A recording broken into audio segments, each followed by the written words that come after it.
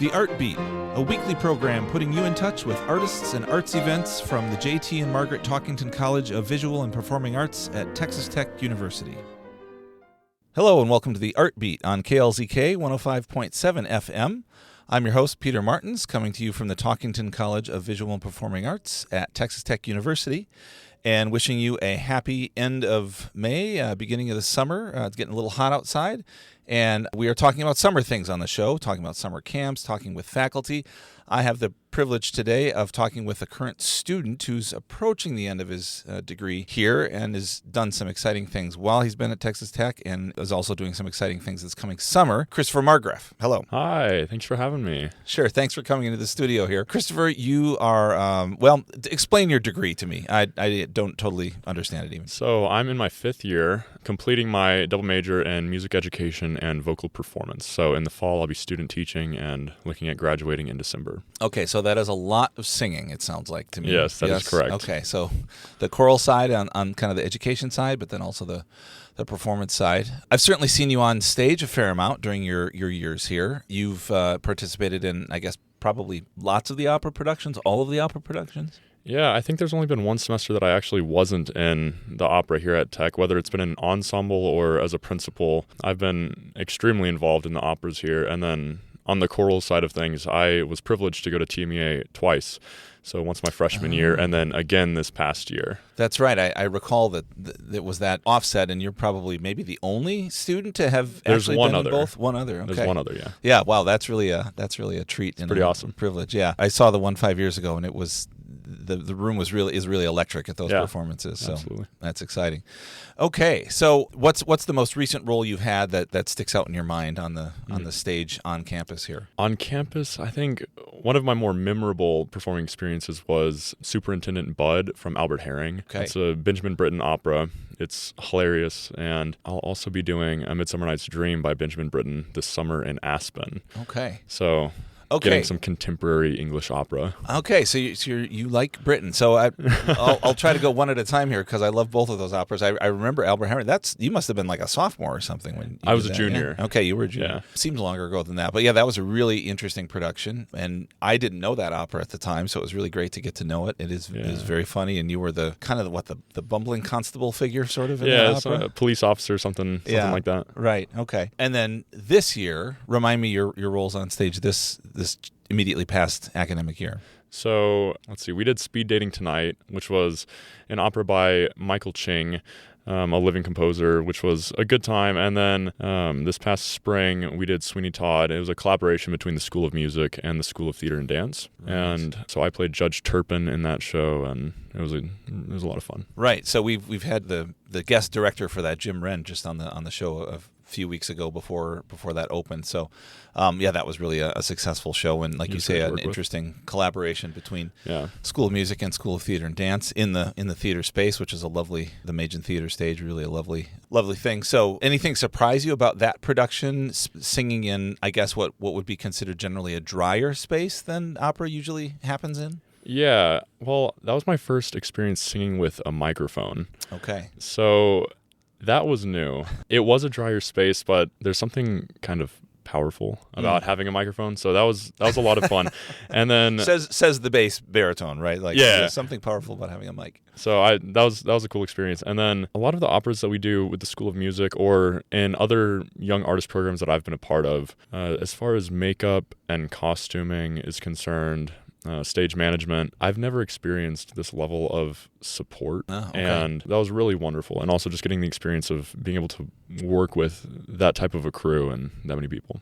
Yeah, that thank you for bringing up that point. I think that's one of the benefits of schools of music or departments of music and departments or schools of theater and dance collaborating is that we have different strengths, right? You guys are really good singers and maybe not as much up on costuming and makeup, right? Yeah. So you bring the two together, and I agree, it was a really wonderful, synergistic, excellent production of Sweeney Todd. So, okay, and you've also sung, I know, in the past in some community settings. Tell us about what you do off campus, I guess. So I sing for the First United Methodist Church over on Broadway, and I've been a scholarship singer there for about 2 years now, and a couple of other local churches here, but I've been there the longest, and I've done featured solo works with them, probably most notably Fauré's Requiem. And then I also am a scholarship singer in the Lubbock Chorale, and for the past 2 years, I've been their soloist in Handel's Messiah. Right. Okay. I'm sure that is a bit of repertoire that it's good to have under your belt. Absolutely. Yeah. And I've had the pleasure of being up close and personal with you guys in the FEMC choir. That's really lovely. And Lubbock Chorale has just had its spring concert. So, Yeah. All right. So looking ahead to your future, now you said you're student teaching in the fall. So you're going to be dealing with unruly students, I'm guessing, in the fall. And then We'll see. yeah, maybe that might be a rather dramatic contrast to the level of professionalism that you're going to experience immediately before that this summer at Aspen. So tell us about that festival. Tell us about how you came to get into that festival. Kind of a funny story. Well, I applied last year and got waitlisted, and then I was like, you know what, I'm going to give it another shot. So summer rolls around. I was in Oklahoma at Spotlight on Opera and worked with some wonderful people there who helped, I feel, prepare me and get me ready for the next round of auditions. Okay. And so I applied and fortunately was invited out to a live audition in Houston at Houston Grand. Oh, okay. And I got very sick. Like right before my audition, I got really, really sick and took a steroid shot the day before, flew out there and gave it my best and got accepted. So okay, wow. Singing through the illness always sucks, but it's something we have to do. So. Well, I'm glad I wasn't next to you on the plane, I guess. I can say that. Well, that's amazing that you made it and that you felt that bad even before you traveled down to Houston to do it. Okay. So they do satellite auditions, obviously, in several sites around the country. They don't make everyone come to Aspen for the live audition, right? Yeah. But then you get to live in Aspen for what duration this summer? It'll be 2 months. Okay. Yep. Wow. The full deal. Yeah. Okay. Yeah. And what sort of productions are we talking about during that festival that you'll be in? So as I mentioned earlier, we're doing A Midsummer Night's Dream by Benjamin Britten, and I'll be playing Peter Quince in that production. And then their other main stage productions are Hildegard and Die Zauberflöte, and I'll be covering Zarastro in Die Zauberflöte. Magic flute. So speaking of illness, if the main Zarastro comes down with something, you're on stage. Yeah, that's right. Well, what a great opportunity to learn a significant role like that, and maybe not have to go through the full nerves of performing it. But I don't know. You kind of hope you get to.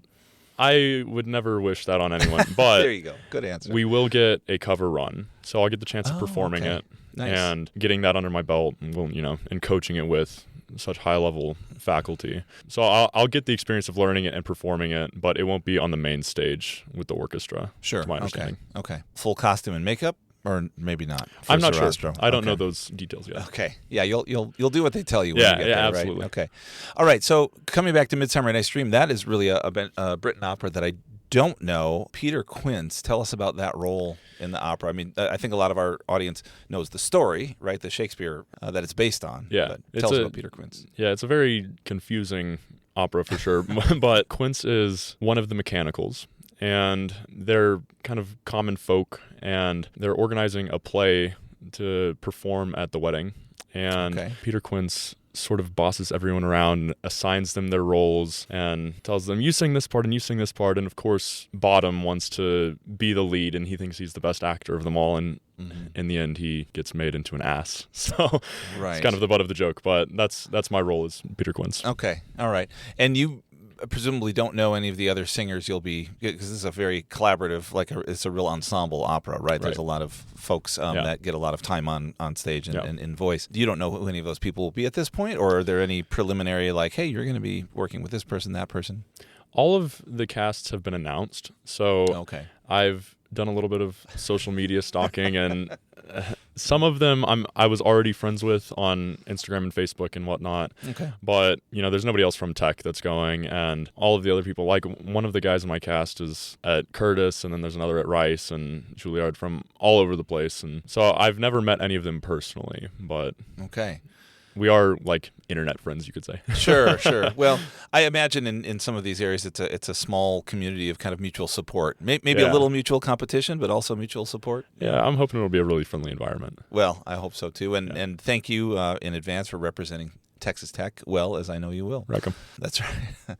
And it sounds like you're among some some big names in terms of schools where other folks are coming from. So that's really great to know. So you mentioned some of these folks coming from Curtis and Rice and Houston, and thinking of the Houston Grand Opera and obviously the things in the northeast of this country. There's a big fish, small pond, small fish, big pond sort of thing going on here, right? And I do think one of the advantages to growing up in a community like Lubbock that is big enough but not gigantic is that there are opportunities for younger folks to perform and kind of rub shoulders with, so to speak, I guess a more professional level than you might have exposure to in a bigger market where there's just more people to do those things. So you mentioned that you sing in the community in a couple ways, and I understand that you also did appear with the Lubbock Symphony at some point in the recent past. Okay. What was that? We did...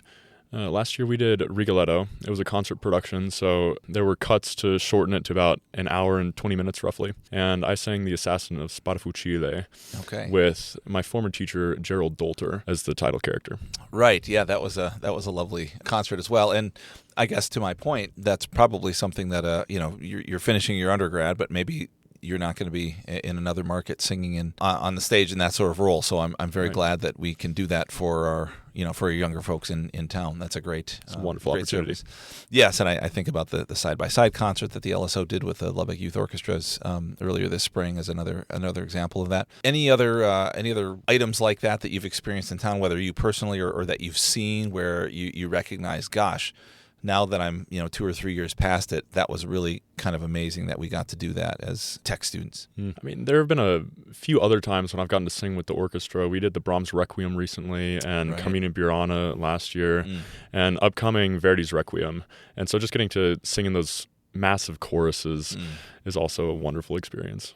Right, and that was in the context of Lubbock Chorale. Right? Yes. Is that right? Okay. Yeah. When is the Verdi Requiem? I believe it'll be in the fall. Okay, that's the fall 2026. Okay, great. So you have come through the tech program, and your primary teachers, I want to circle back and talk about the folks that you've studied with, both in the private voice studio, but also kind of on the choral side, folks that you've worked with, just to give them a shout out as well. So you're in the vocal studio of? So I'm currently studying with, or I guess I just finished studying with Dr. Brooks. Okay. But I'll still be taking lessons with him in the future to prepare for graduate school auditions and whatnot until I leave Lubbock. So he's my current teacher, you could say. Great. And then before that, I was with Dr. Hayes, Rebecca Hayes. Okay. And my first 2 years were with Gerald Dolter. So so you've had a full gamut. I dabbled around, and I was what you could call a studio hopper. Okay. So, most people stick with the same teacher for all 4 years, but Professor Dolter retired, and then Dr. Hayes left to go teach at A&M and start up a program over there. And eventually I wound up with Dr. Brooks, and he has helped me tremendously in my growth, and really, really have learned a lot from him. Well, that's great, and you make a really good point that if you come, as a violin student or a trumpet student or something, you're probably with the same professor all 4 years, and that's obviously good. The faculty sew into students over that period of time very deeply. But there is also something to be said for diversity of instruction, right? There's no two teachers the same. So I'm glad you've been able to experience that. I guess on the choral side, as you started off talking about early on about TMEA, you've been under the baton of Dr. Alan Zabriskie the entire time, right? So that's one more that's more continuity than you had on the vocal side. Yes. Interesting. Yeah. Well, and I've also taken choral techniques and a few other classes with Corey Sullivan, and he's just also a brilliant teacher, and I've learned a lot from him as well. But I have never sung in his choir, unfortunately, just with Dr. Zabriskie. Gotcha. Okay. Final question. Do you know where you're student teaching in the fall? Yes. I'll be at Friendship with Tim Allgate, and then Heritage with Morgan Kirby. Okay. So doing the high school, middle school at the same time. So you'll be in town. You'll still be able to study with Greg Brooks, as you said, and then start doing auditions in the spring, maybe? That's correct. All right. Yes, sir. Sounds like you have a good, solid year and a half mapped out for yourself here with a lot of singing involved. So absolutely. Best of luck to you. Best of luck retaining your health, both generally and vocally. You don't have to do any auditions through whatever illness you had. Yeah, we'll see. And thank you again for representing Texas Tech at Aspen this summer. And I hope some of our listening audience get up to Colorado and get to see you in Midsummer Night's Dream, and maybe in Magic Flute. That's right. All right. Well, great to talk to you. Thanks for coming in, Christopher, and we'll see you next time. Thank you very much. Bye-bye. The Art Beat, a weekly program putting you in touch with artists and arts events from the J.T. and Margaret Talkington College of Visual and Performing Arts at Texas Tech University.